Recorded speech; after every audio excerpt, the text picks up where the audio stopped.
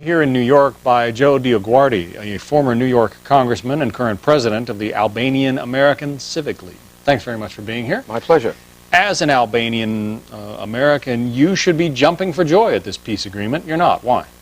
Well, I'm not, because I've watched Mr. Milosevic now since 1987. I brought this issue to Congress in 1986, and since he's occupied Kosovo, that was 1989, and then went into Slovenia, 91, Croatia 92, Bosnia 93, we have not seen him keep one promise, not one. Now I have to congratulate President Clinton. I'm a Republican because he has learned after 10 years how to deal with Mr. Milosevic.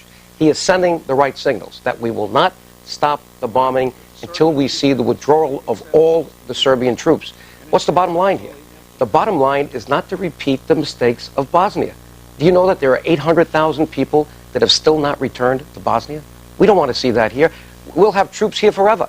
We need to resolve this. And the only way to resolve this, I believe, is to create a structure, hopefully some kind of strategic trust or protectorate for a limited period of time that will enable the Albanians, once they're back, and they won't come back until the Serbian troops are out, once they're back, to have their right of self-determination, and that will probably be, well, in my mind, no doubt, it will be independence. What about arming the KLA? Would you advocate that?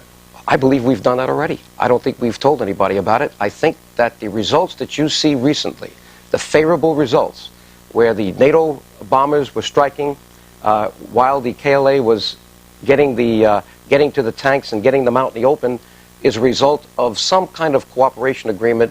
And if you recall, in Bosnia, we did arm the Croatian army, and that's what brought Milosevic to the table. The arming of the ground troops on the ground and the bombing. So I believe that already we've done something here. But there's no doubt that if you want to end this, and end it in an efficient way, and you don't put ground troops in there, certainly in this non-permissive environment, you must arm the KLA, and there's nothing wrong with that.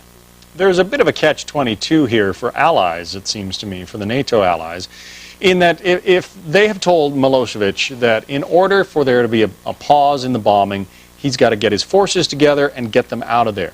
Now, as soon as he pools his forces together, they become sitting ducks for more targets. So on the one hand, either NATO can say, you know, you can mass your troops, we're not going to hit them, or else he knows that he's not in danger of doing so. How do you handle that kind of a quandary? Well, I don't think he's in any position to bargain. I mean, we have a man now after 10 years.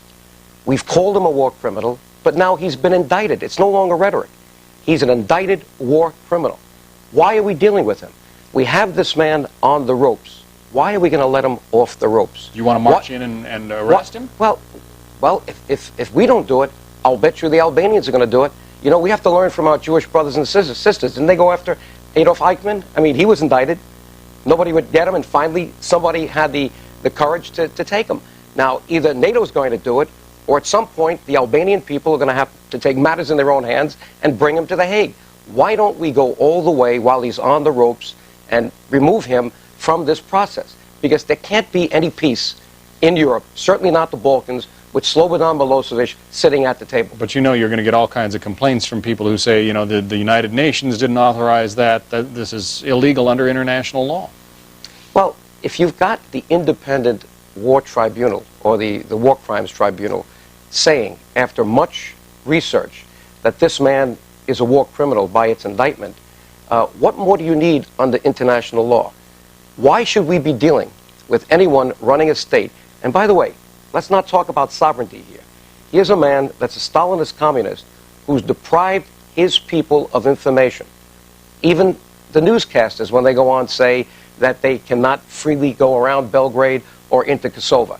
So we know that the people of Belgrade for 10 years have been poisoned, much like the Germans were poisoned by the Nazi regime.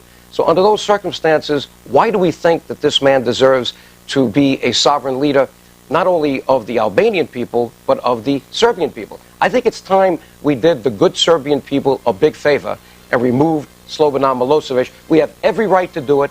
This is war. He's on the ropes. Let's go in there. We let Saddam Hussein off the hook. Let's not let Milosevic off the hook. Joe DioGuardi, thank you.